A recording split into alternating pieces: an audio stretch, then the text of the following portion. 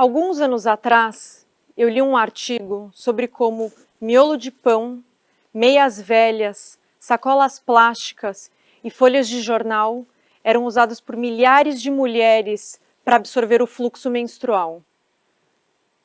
Isso mesmo. Eu fiquei horrorizada, chocada. Como assim isso estava acontecendo e ninguém estava falando sobre isso? Basicamente porque a menstruação é um tabu. Todo mundo aqui sabe disso. Ou melhor, literalmente. A palavra tabu tem como origem a palavra polinésia tapua, que significa menstruação. Esse tabu, ao longo dos séculos, acabou gerando uma crise de saúde pública invisível, a pobreza menstrual.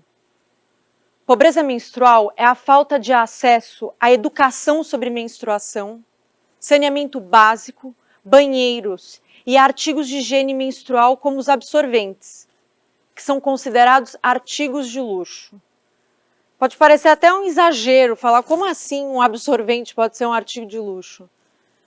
Mas isso é porque esse artigo, que é imprescindível na vida de uma pessoa que menstrua, são tributados com carga equivalente a itens supérfluos no Brasil. 27,5%.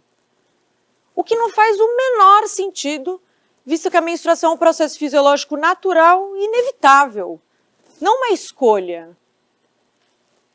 Podemos ver o quão absurda é essa tributação quando comparamos com artigos que definitivamente não chegam aos pés de serem tão necessários como os absorventes, mas que possuem tributação menor, como é o caso dos chicletes, dos biquínis, das bexigas e do ursinho de pelúcia. Até na Alemanha, caviar, trufas, moedas de ouro colecionáveis, entre outros bens de luxo, possuem uma taxa de imposto menor que os absorventes. Esses eram sujeitos à taxa máxima de IVA, 19%. Nunca tinha me ocorrido que poder ter acesso a um absorvente durante a menstruação fosse um luxo. Eu me senti cega por meus privilégios. Fiquei com vergonha de mim mesma que eu nunca tinha sequer considerado isso.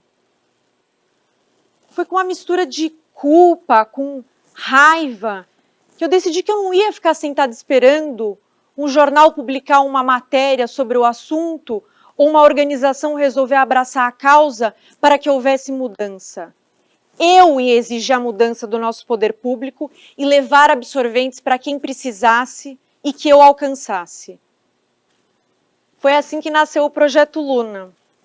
O Projeto Luna é uma ONG que visa combater a pobreza menstrual através da conscientização, da educação e do acesso a artigos de higiene menstrual. A questão aqui, e que não ocorre para muita gente, é que a pobreza menstrual é muito mais do que o desconforto causado pela ausência do absorvente. Esse é um problema que tem um impacto devastador na vida produtiva, na autoestima e no processo de inserção das mulheres no mercado de trabalho. Ou seja, a pobreza menstrual não é um problema de mulher, é uma questão de saúde pública, de evasão escolar, de grande impacto econômico e de direitos humanos. A primeira consequência desse problema é a óbvia, é a questão da saúde.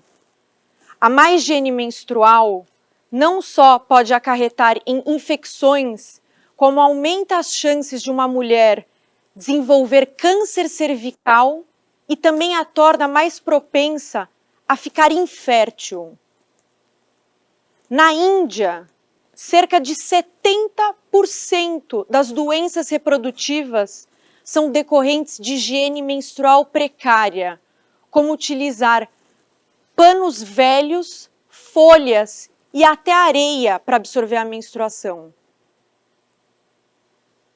Certa vez, em uma ação do Projeto Luna, no centro de São Paulo, à noite, era uma noite bem chuvosa, fria, eu fui abordada por uma mulher que desesperadamente pedia por leite para dar para o seu bebê. Um menino que devia ter no máximo 1 ano. E ela compartilhou comigo que os dois estavam naquele momento vivendo na Praça da Sé. Infelizmente, eu falei para ela, o que temos aqui são artigos de higiene, próprios para o período menstrual. Apesar de não ser o que ela buscava, ela aceitou e pegou um. Eu aproveitei então e perguntei para ela, como que ela fazia durante a menstruação? Ela tinha acesso a absorventes?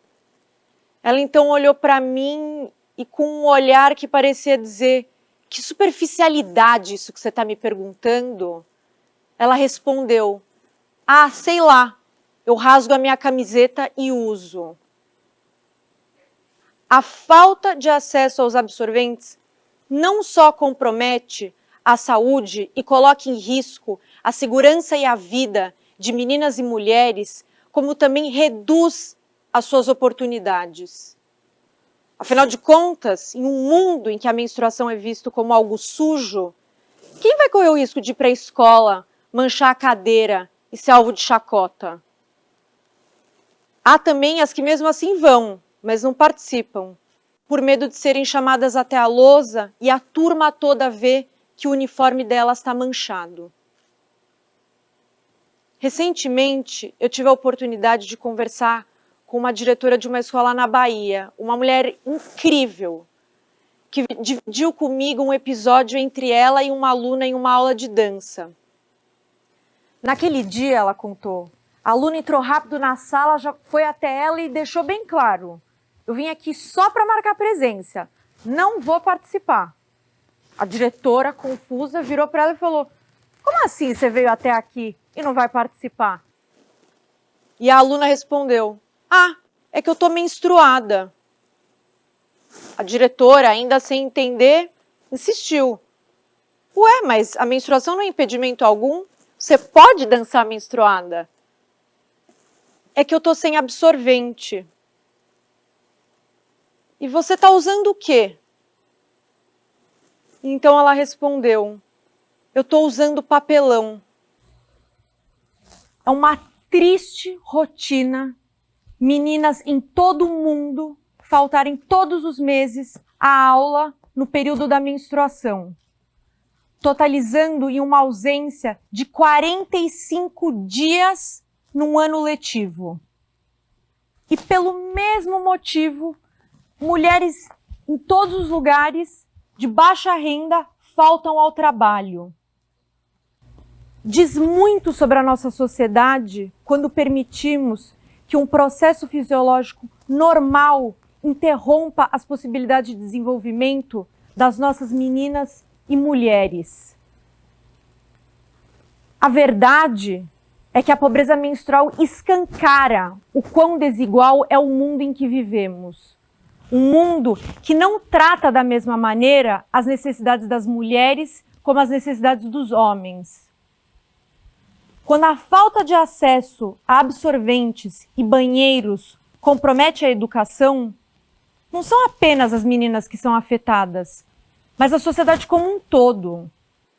Há uma perda enorme de geração de riqueza no mundo quando meninas não podem estudar e mulheres não podem trabalhar.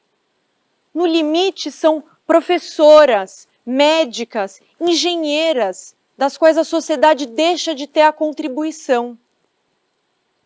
Nós nunca teremos mulheres competindo de igual para igual com os homens no mercado de trabalho se elas estão deixando de ir para a escola. Eliminarmos a pobreza menstrual é essencial para conquistarmos a igualdade de gênero. Existe um estudo de 2011 do Banco Mundial que mostra isso com clareza. Quando eu falo que a pobreza menstrual é um problema invisível, não é porque eu estou falando de um grupo marginal de pessoas. Eu estou falando de 500 milhões de pessoas todos os dias em situação de pobreza menstrual. 1 em cada 4 no Brasil. 1 em cada 5 nos Estados Unidos.